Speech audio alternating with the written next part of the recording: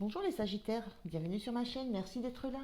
Je suis ravie moi de vous accueillir pour votre guidance de week-end du 15 et 16 juillet 2023. Donc ne prenez que ce qui résonne en vous, que ce qui fait écho, je le dis à chaque fois mais c'est important. Voilà, donc je vais commencer par un premier message de l'oracle du Pays des Merveilles. Je continuerai avec le tarot Histoire de la sorcière moderne. Et je terminerai avec deux messages. Un message du petit oracle des sagesses amérindiennes et un message des portes de l'intuition. Voilà, allez, les Sagittaires, c'est parti pour vous. Quel est le premier message pour vous pour ce week-end? Quelle est la première énergie, premier message? Merci. On a changé en une nuit. Vous avez rapidement changé. Une notion de changement rapide, une notion de prise de conscience aussi de quelque chose qui a transmuté. Le passage, c'était la prise de conscience d'une expérience qu'on a et qui fait qu'on voit les choses complètement différemment, qu'on se sent différent, différente.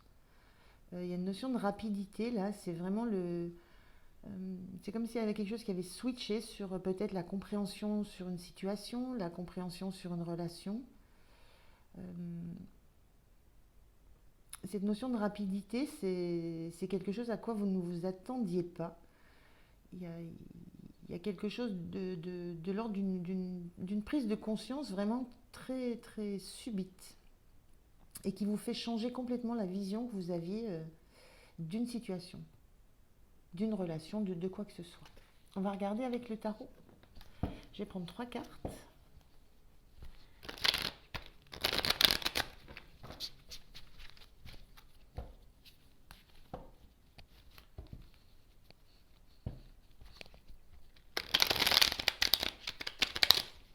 Ça parle de changer en une nuit. C'est l'idée peut-être aussi d'une prise de conscience qui a pu se faire pendant le sommeil, dans votre inconscient.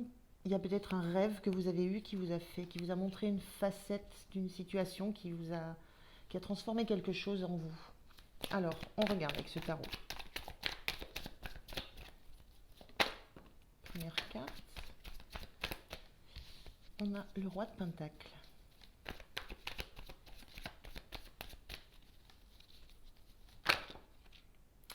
Et je vais les prendre comme ça. La cavalière d'épée et le 9 de bâton inversé.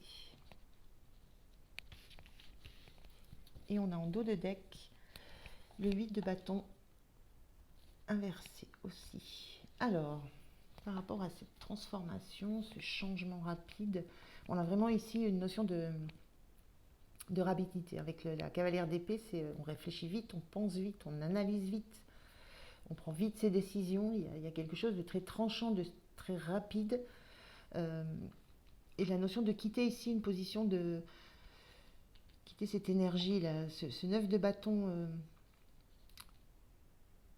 bien aspecté, il parle de défendre des choses qui sont passées. Là on a un 9 de bâton qui est inversé. Il y a la notion de lâcher justement de lâcher des résistances au passé, de lâcher des ancrages au passé. Il y a une notion de prendre une décision très vive, de quitter une énergie un peu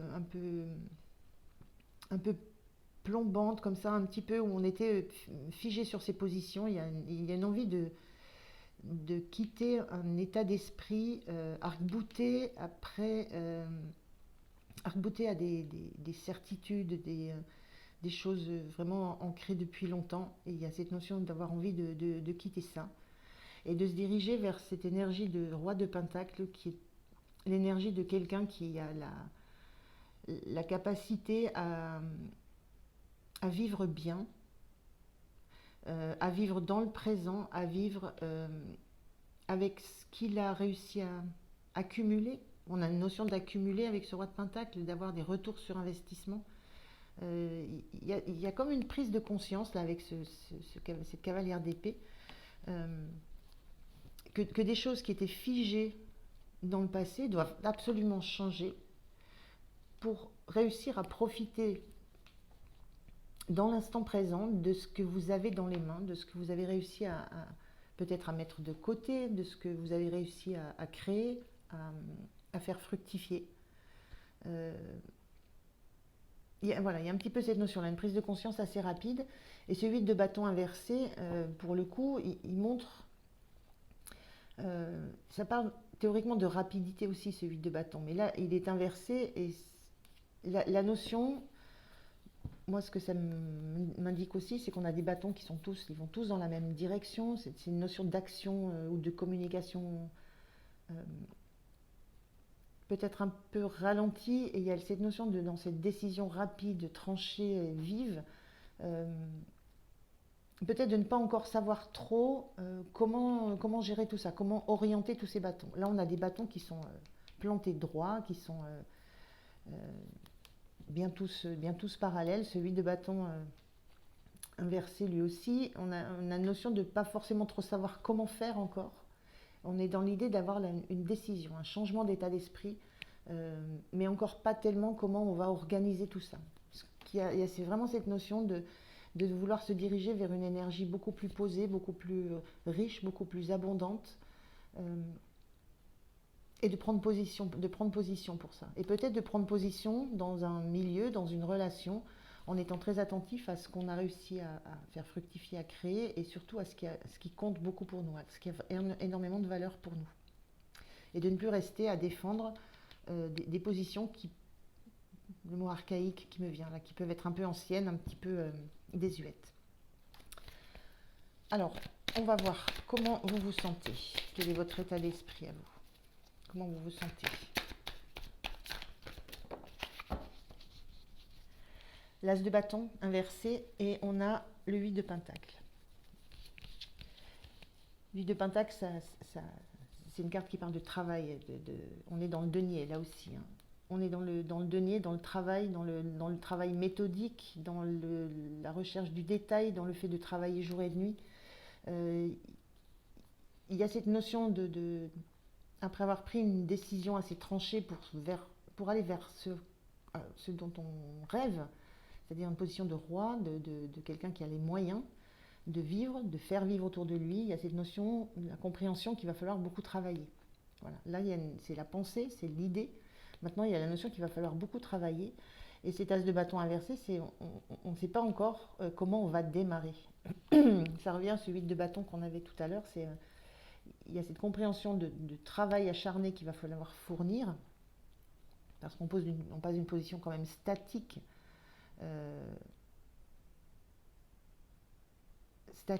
où les choses étaient,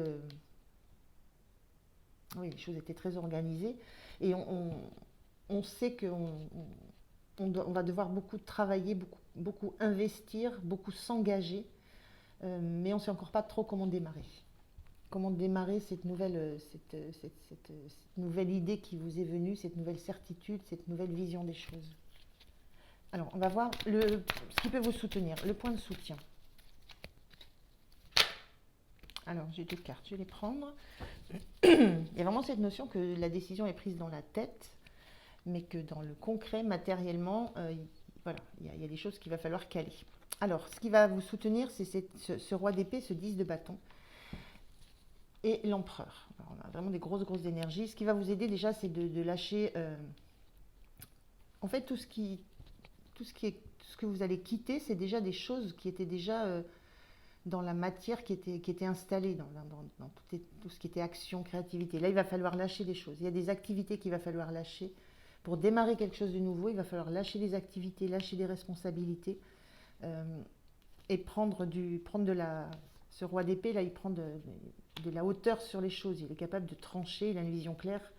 Et roi d'épée, empereur, on a un peu des mêmes énergies où on décide des choses qu'on doit faire, on décide comment on doit les faire, et on ne se laisse pas influencer par un extérieur, par quelqu'un d'autre. Donc il y a cette notion-là de prendre de la hauteur, de prendre du recul, d'avoir une vision claire de la transformation que vous voulez opérer. Et ça implique de lâcher des activités, de lâcher des tâches, des responsabilités, des engagements. Il y a cette compréhension qu'il faut avoir que vous allez redémarrer quelque chose, et donc il faut faire de la place. C'est une notion de faire de la place.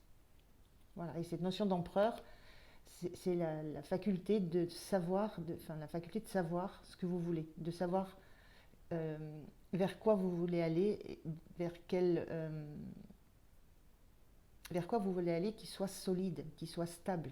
On est dans un empereur, dans un 4. Donc voilà, plutôt positif comme énergie.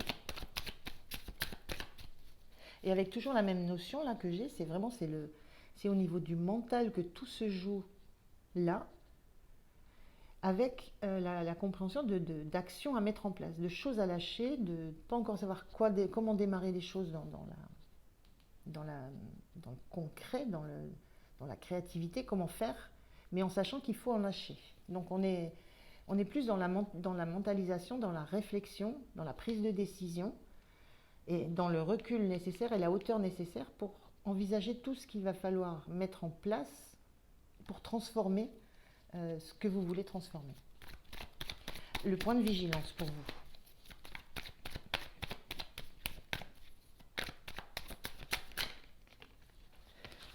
Le point de vigilance, on a ce 5 d'épée inversé. Donc en point de vigilance, c'est attention justement à ne pas ne pas vous couper peut-être d'un environnement. Là, on voit quelqu'un qui prend le dessus mentalement, il y a un ego assez fort, qui prend le dessus avec ses idées, avec son mental, avec sa façon de communiquer, qui prend le dessus sur les autres. Donc le point de vigilance, faites attention dans ce changement, dans ces prises de décision, dans cette analyse que vous avez, de ne pas vous isoler d'un environnement qui peut aussi avoir des idées qui soient bonnes pour vous. Voilà, il y a cette idée-là, et ce diable inversé, donc on retrouve comme ça en point de vigilance.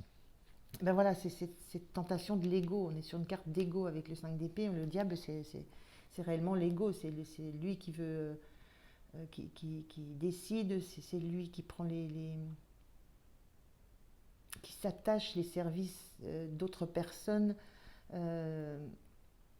qui est juste dans ses pulsions, dans ce qu'il veut faire, et qui est dans une forme d'égoïsme.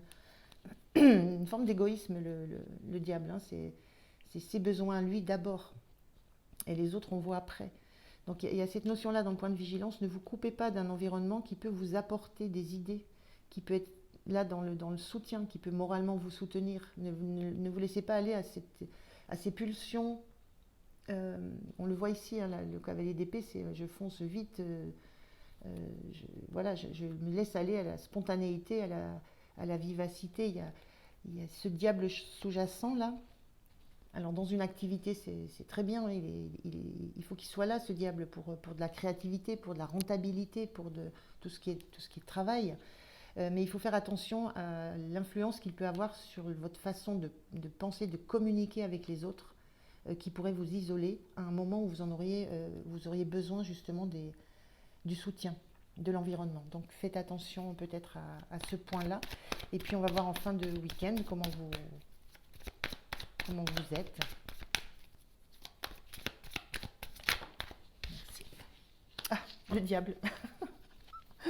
Bon, peut-être c'est un conseil futile que j'ai donné. Enfin voilà. Donc vous êtes en fait, j'ai envie de dire, vous êtes tout feu tout flamme. On a le diable et la cavalière de bâton. Donc c'est pareil, la cavalière de bâton, c'est l'énergie de quelqu'un qui agit, hein, qui agit vite, qui va dans l'action, qui fonce pour faire quelque chose. Là, on fonce dans la tête, on réfléchit vite, on analyse vite, on pense vite, on décide vite. Là, on agit vite, on fait vite les choses. Mais celui-là, ce cavalier ou cette cavalière de bâton, elle fait à fond, et après, seulement, elle réfléchit. Donc il y a cette notion-là de s'emballer, d'écouter ses pulsions, d'écouter ses envies, et de peut-être de... Oui, il y a vraiment cette notion d'enchaîner, de penser, de se penser peut-être supérieur, de se penser supérieur à l'environnement, de penser que les autres sont enchaînés à des schémas de pensée, sont enchaînés à des activités, sont enchaînés à des choses, sont enchaînés à quelque chose dont ils ne peuvent pas se défaire. Et vous posez au-dessus, le sachant, celui qui fait les choses voilà, avec tout l'aspect pulsionnel du diable. Donc, donc je vous le disais, il a des très bons côtés le diable, hein. Dans l'idée de ce que vous voulez mettre en place, il a des très bons côtés. Mais il y a une notion de manque peut-être de réflexion, d'action trop impulsive, trop rapide. Et, et cette notion avec ces personnages-là de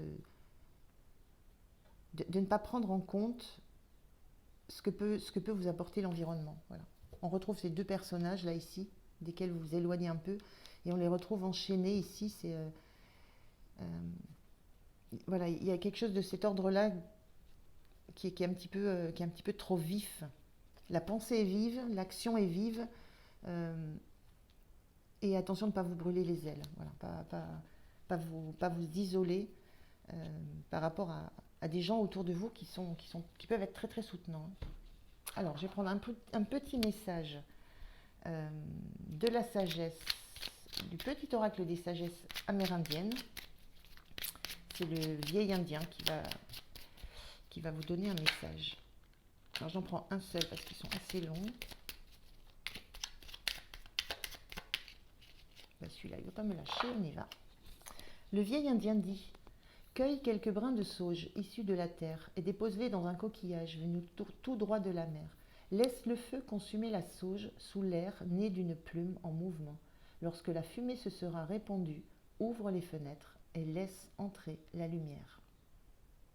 Il y a une notion là dans tout ça de ne négliger aucun élément. Voilà, on a l'eau, on a le feu, on a l'air, on a la lumière, les deniers, la terre. Donc il y a cette notion aussi de prendre le temps,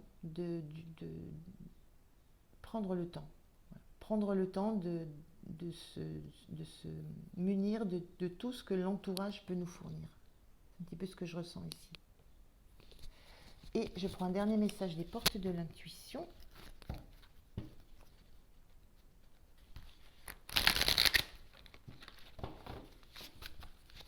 Allez, un message pour vous les Sagittaires. Merci. On a l'action. Soyez prêts ou prêtes à agir concrètement et les difficultés auront tendance à s'évanouir. Voilà, on est bien dans l'action. On le retrouve ici, on le retrouve avec ce cavalier, on le retrouve avec ce diable. Il y a cette notion d'action, d'agir concrètement. Mais ça parle aussi de difficultés.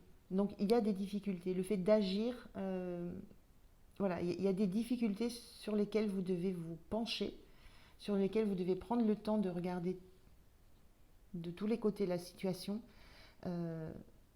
Voilà, il y a cette notion d'agir qui est concrète et vraiment de choses que vous devez regarder de près et que vous devez résoudre. Voilà pour vous les Sagittaires, je vous souhaite un très bon week-end, je vous remercie de m'avoir écouté. Pensez à liker, à vous abonner, à commenter, ça fait très plaisir et ça fait surtout vivre la chaîne. Et puis moi je vous dis à très bientôt. Merci, au revoir.